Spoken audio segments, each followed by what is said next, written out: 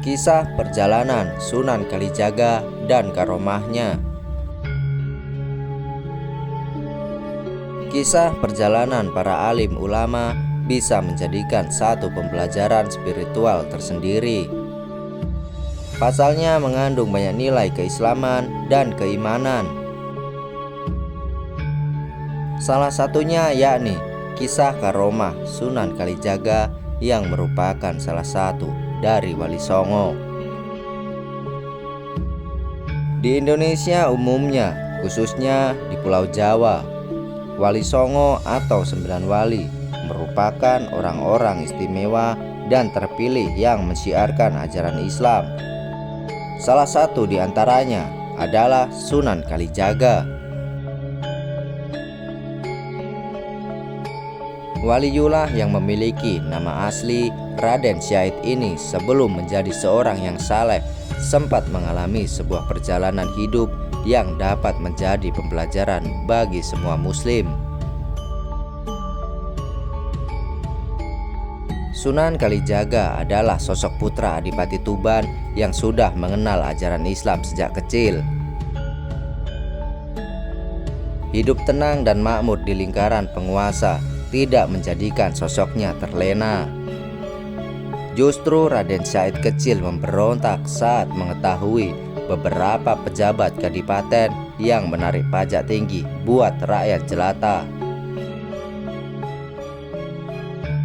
Hal ini membuat beliau bergerak untuk membantu masyarakat dengan cara mengambil hasil pajak bumi yang berupa tanaman untuk dibagikan kepada rakyat secara diam-diam. Sunan Kalijaga melakukan aksinya itu setiap malam dan berhasil membuat rakyat yang menerima pun menjadi senang hati, walau tak tahu siapa sosok yang memberi. Suatu hari pihak kadipaten curiga karena bahan makanan berkurang drastis di gudang kerajaan. Akhirnya kerajaan melakukan pengintaian saat malam tiba. Betapa terkejutnya mereka saat mengetahui bahwa sosok Raden Syahidlah yang mencurinya. Akhirnya ia dilaporkan kepada sang ayahanda dan menerima hukuman cambuk serta dikurung beberapa saat. Namun hal itu tidak membuat Raden Syahid jera. Selepas dihukum, ia terus melancarkan aksi tersebut hingga pada akhirnya seorang pihak kerajaan yang mengetahui tindakan dan tak suka dengan sosok Sunan Kalijaga kecil lantas membuat fitnah. Ia merampok namun untuk dirinya sendiri, bahkan memerkosa dengan menggunakan topeng dan kostum yang sama dengan apa yang dikenakan oleh Raden Syahid. Ketika tindakan bejat itu dilaporkan oleh korban, ayahanda yang mengira itu tindakan putranya pun marah besar hingga mengusir anaknya sendiri keluar dari kerajaan. Ketika diusir, Raden Syahid pun pergi mengembara tanpa arah. Namun ia tetap melakukan aksi bak Robin Hood di cerita rakyat negara barat. Ia meningkatkan kemampuannya dan mengubah identitasnya hingga akhirnya terkenal dengan sebutan Branda Lokajaya.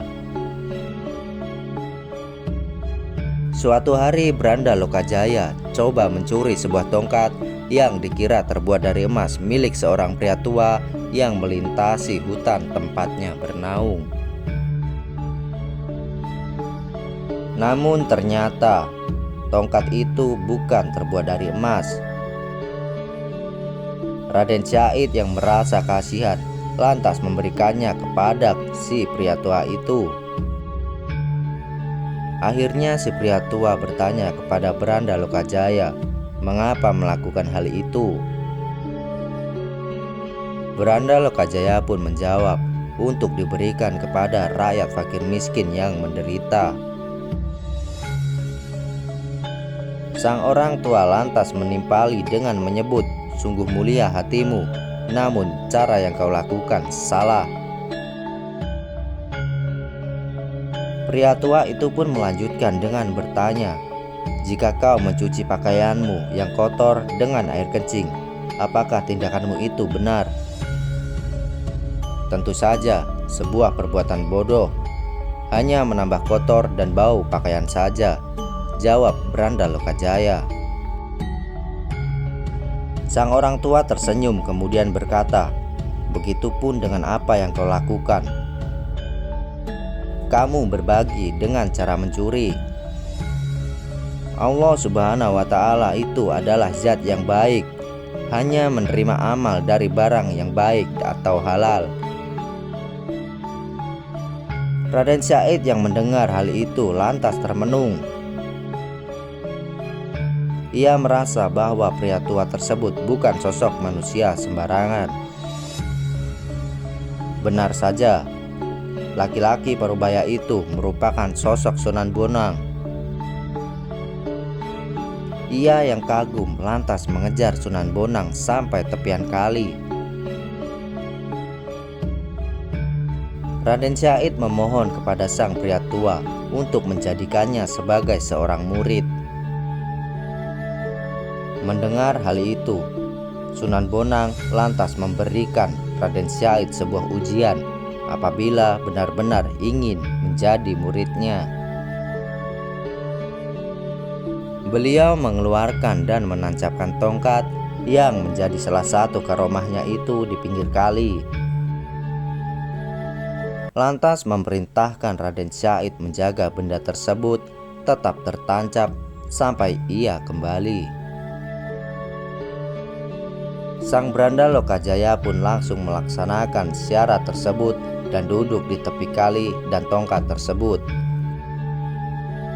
Sementara Sunan Bonang pergi meninggalkannya dengan melintasi sungai dengan berjalan di atas air tanpa sedikit pun terkena percikan air. Ini merupakan salah satu karomahnya. Sementara Raden Syahid meneruskan perintah Sunan Bonang untuk menjaga tongkat tersebut di pinggir kali. Ia yang mulai merasa bosan lantas berdoa kepada Allah Subhanahu wa Ta'ala untuk memintanya tertidur layaknya seorang pemuda di gua Kahfi saat zaman Rasulullah Shallallahu Alaihi Wasallam dahulu.